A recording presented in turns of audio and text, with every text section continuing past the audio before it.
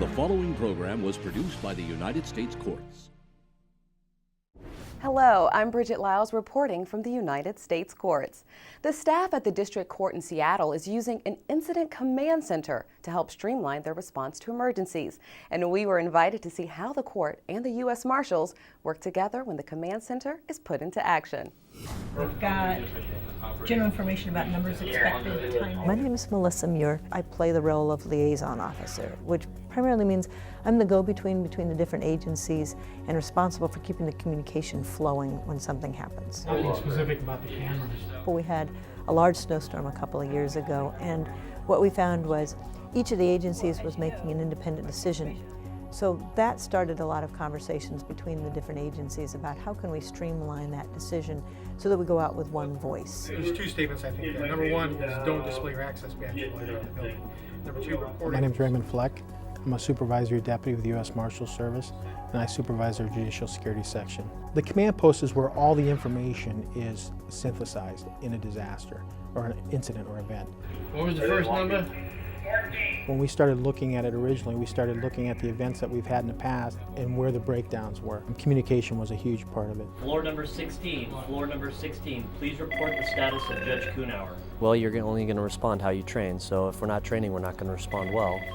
Judge Kuhnauer is accounted for. He is in the parking garage. My name is Eric Mattson. I coordinate with our other floor wardens that are at our evacuation locations to ensure that all of the occupants of the buildings have made it to their designated locations. Getting to a drill was a huge process for us. But once we got to it, we said, well, we need to do these annually. And then we realized we learned enough stuff and then we forgot enough stuff that we really need to do it more often. So we're now up to quarterly. Hey guys, we got an emergency. We got to get out of here right now. And so that was kind of the evolution, was getting the court in particular to recognize the value of doing this more often. What we learned is that if we're going to be better at responding to emergencies, if we're going to be better at communicating, we had to bring all those people into the table, from the courts, from the federal public defenders, from the U.S. Attorney's Office, from GSA. All those people were together at the same table learning how to do emergency management, and that's where it starts. We get together immediately after with whoever's available. We invite the floor wardens in, and the specialized floor wardens come in. We do an after-action report that's joint. We used to do separate ones. We give our feedback. U.S. attorneys did theirs, U.S. Marshals do theirs. We now do a joint report. Now we sit in the command post and we decide what that message is going to be before it goes out. Not only that, but we have a direct link then to the chief judge. We have a direct link to the U.S. attorney. And so we make sure that when the message goes out, before it goes out, that we've all signed off on it. All right, this is what I need.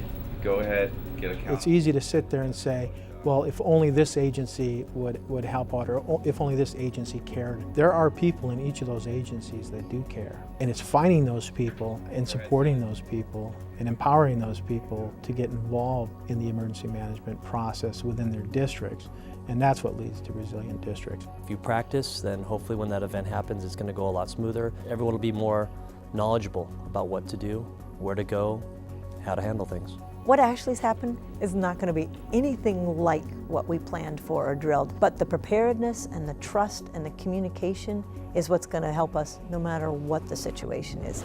The U.S. Marshals have added J-Port access to the command center. This upgrade allows emergency personnel to send messages and update bulletins in real time. Reporting with the U.S. Courts, I'm Bridget Lyles in Washington.